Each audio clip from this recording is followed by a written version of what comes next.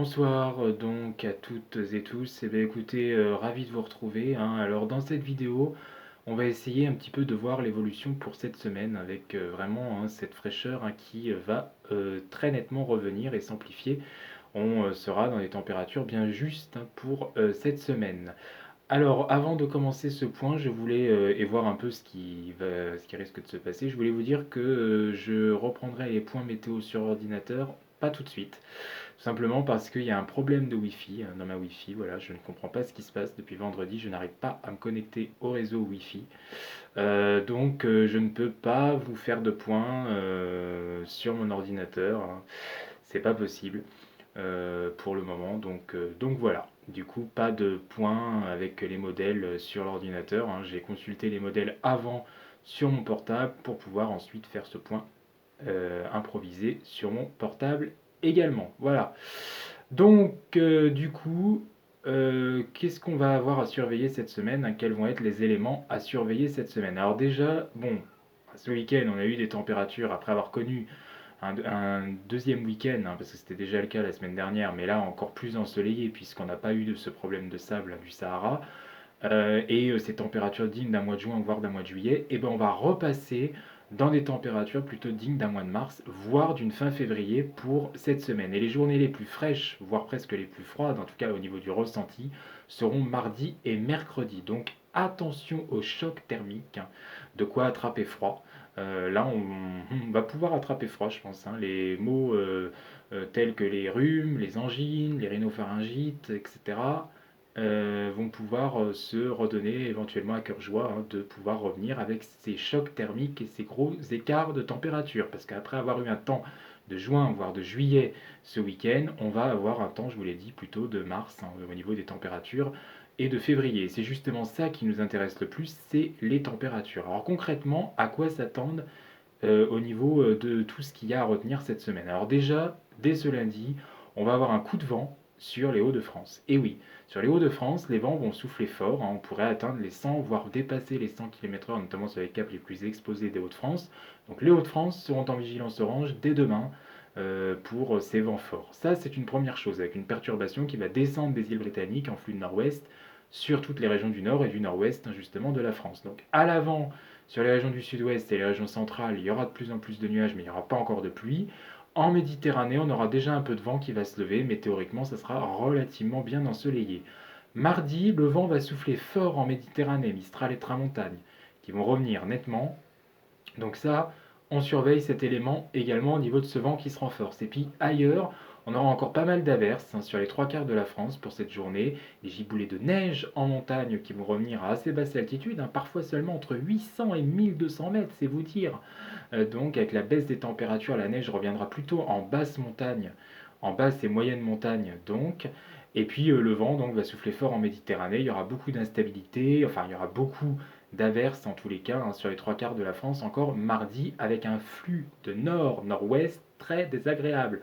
Entre un anticyclone atlantique qui sera positionné sur l'Atlantique et des pressions de la Scandinavie à l'Italie, et ben entre les deux, on aura ce couloir de nord bien frais, bien froid pour cette période de l'année. Alors je dis désagréable pour ceux qui n'aiment pas la fraîcheur, hein, mais pour des personnes comme moi qui craignent la chaleur plutôt et qui préfèrent ces températures, bah là ça sera très bien, donc au niveau du ressenti. Et puis à partir de mercredi, alors là ce qu'on va surveiller maintenant, parce que à partir de mercredi, ça aura tendance à s'assécher sur les régions de l'ouest, du sud et du sud-ouest.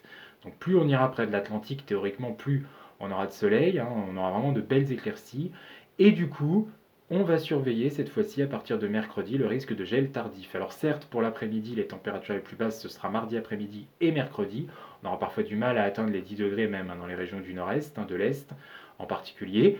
Mais les gelées, le risque de gel tardif va pouvoir se manifester dès mercredi matin et certainement pour les matinées de mercredi, jeudi et vendredi. C'est vraiment les trois matinées qui sont les plus à risque. Alors, on n'aura pas forcément des gelées extrêmement fortes, on aura peut-être ne serait-ce que du -2, -1, 0 degré, mais c'est suffisant pour donner quelques dommages, hein. Ça donnera certainement, malheureusement, parce qu'il faut quand même le dire, malheureusement pour les cultures et l'agriculture, ça va être quand même dommageable, hein, ce risque de gel qu'il y aura, à cause d'une végétation, hein, on le sait, vous le savez, une végétation qui a été exponentielle et qui a vite était en avance cette année à nouveau, un peu à l'image de l'année dernière finalement, avec un hiver qui a été quasiment inexistant. Donc, bien sûr, la moindre gelée, même si c'est du 0, -1, -2, pas plus, entre guillemets, et que c'est assez classique, que ça peut être assez classique encore parfois d'avoir ça à cette époque de l'année, ça sera quand même dommageable.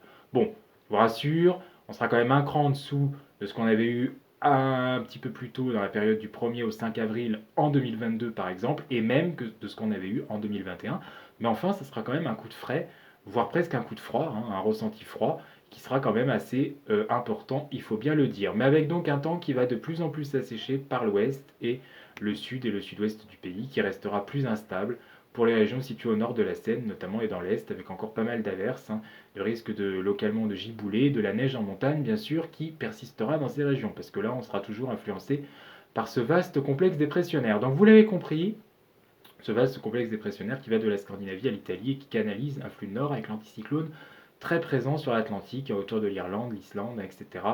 Toutes les régions atlantiques, les îles britanniques et l'ouest de la France. Donc vous l'avez compris, ce qu'on va avoir là pour toute la semaine, c'est un flux de nord-ouest en bordure anticyclonique, donc assez frais, voire presque froid au niveau du ressenti.